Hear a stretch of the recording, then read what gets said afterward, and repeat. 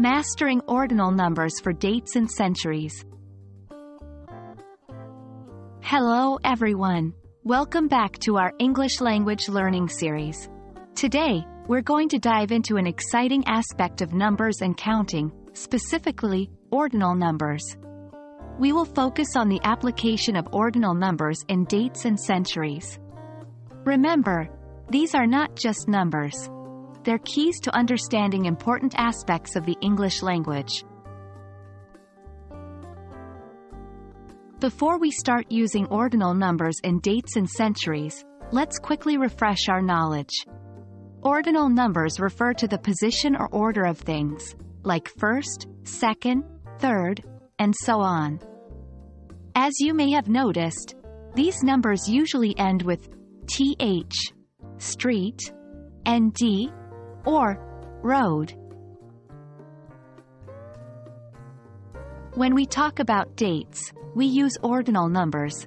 For example, the 1st of January, the 2nd of February, the 3rd of March, and so on. Notice how we say, the 1st of January, not 1 of January. We use ordinal numbers to represent the day in a date. Here are a few more examples. The 5th of May, pronounced, the 5th of May. The 11th of November, pronounced, the 11th of November.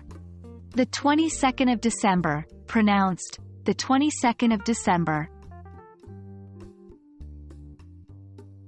Similarly, we use ordinal numbers to denote centuries. For instance, the 20th century, the 21st century, etc. Like with dates, notice that we say, the 20th century, not 20th century. Let's look at some examples. The 16th century, pronounced, the 16th century. The 19th century, pronounced, the 19th century. The 21st century, pronounced, the 21st century. Remember, when we're saying dates or centuries, we always use the definite article, the, before the ordinal number. And there you have it.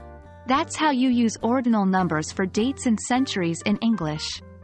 Remember, the keys are understanding the order and using the right endings. We hope this video helps you in understanding and using ordinal numbers effectively in your English conversations. Keep practicing, and see you in our next video.